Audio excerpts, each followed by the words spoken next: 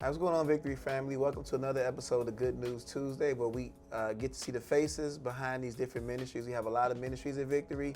You never get to hear about all the work that's happening behind the scenes. We're going to let the ministries speak for themselves. So who I have here today? My name's Dorian Davis. Dorian Davis. How old are you? I'm 17. Are you sure? You look older. No, sir. 17? No, sir. 17. All right, how long you been at Victory? I've been at Victory for around 12 years. Around 12. Wow, do you remember your first time at Victory? I don't. I was young. I just remember my mom putting me in everything because she knew that I needed a spiritual family to take me through the way. Man, that's good, man. So what ministry are you representing today? Young Men of Valor. 1 Minute Valor. So Yes. what is that? So if people haven't heard of that before, what do y'all do? So Young Men of Valor is basically a group of older men maturing younger men.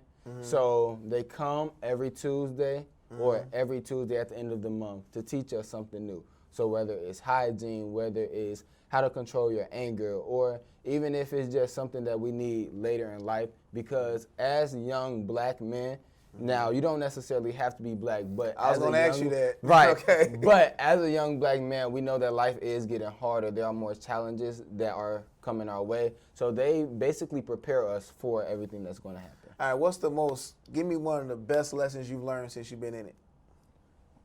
To always pray. To always pray. How'd they tell you that? Did they just say always pray? How was it delivered? How'd you get that message? So one thing that I really like about Young Men of Valor is that they tell us their stories. They tell us how things happen for them. So it's not like they're just preaching at us, but it's sharing. Also, correct. Yeah. It's also a conversation. So they tell us how their life folded and how they're going now compared to how it was before Christ. And then they give you the incorporate back and forth. everything again. Give me one story that stuck with you.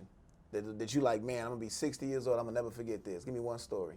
Okay, so one story that stuck with me. Don't say the names. Absolutely not. I got you. I got What's you. the story? So one story that stuck with me was when we were at the. Wait, can I say the summer camp? Can I say that or? You don't have to say summer camp. Just tell the story. Yeah. Okay. So one story that stuck with me was when we were all in a room and Pastor Drew was basically he told us about his big experience in life, and we were in this room that we're in now, and he was giving us his testimony. And so that stuck with me because he made us realize that it is a time for you to express what happened to you, that growing up, you can have some traumatizing moments that are in your life. Things can happen to you. But if you don't resolve what you are struggling with, if you don't speak up on it, if you don't find a solution to the damage that have been done, it can live with you forever. And so something that could have happened at 5, 6, or 7 years old can still be traumatizing you until you're 40, 41.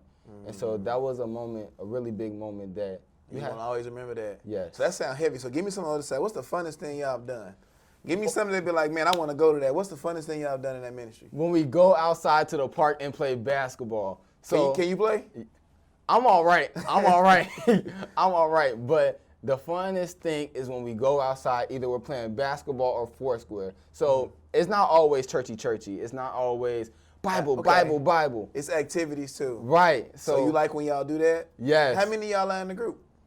Right now, it's about 15 to 20 of us. 15? Because they added the younger as well. And so I Okay. think that was a great thing that they did because they're younger and it starts from when you're young. It's too late when people are 17 or 18, or I don't want to say it's too late, but it's better to get something instilled in you while you are still young rather than later when it's too late. All right, what's your proudest moment since you've been in there?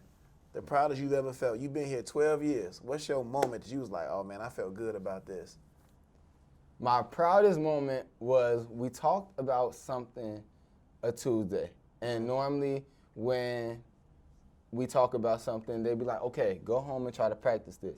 And I must admit, sometimes I am undisciplined. I struggle. Okay, that's real. That's But real. it was 1 month where I actually stuck with what I was supposed to do. And my biggest thing is controlling my mouth. Controlling my mouth because the power is at the tongue. And Okay. when you start talking to your mom or if you're talking to anybody a certain type of way, Pastor Drew has informed us that you can get in trouble outside the real world. So it's basically practicing how you're talking to someone else. So you was proud They gave you a challenge. And I you successfully did completed it for the next month. That felt good. That felt good. How did you reward yourself, man? What'd you do? I didn't do anything. You just sat in the moment. Yeah, I just sat in the moment and kept trying to better myself for the next month and for the next task that they gave us. Okay, well, I appreciate you sharing, man. So if you like that ministry, if you heard more about it, if you want to get into it, if you're a young guy, they got Bible, they got hooping, they got activities. So if you're a parent, you're a student, you want to go be a part of it, look below his information on how to do it. Appreciate you for sharing your story, man. Thank you. Yes, sir. Thank All you. right.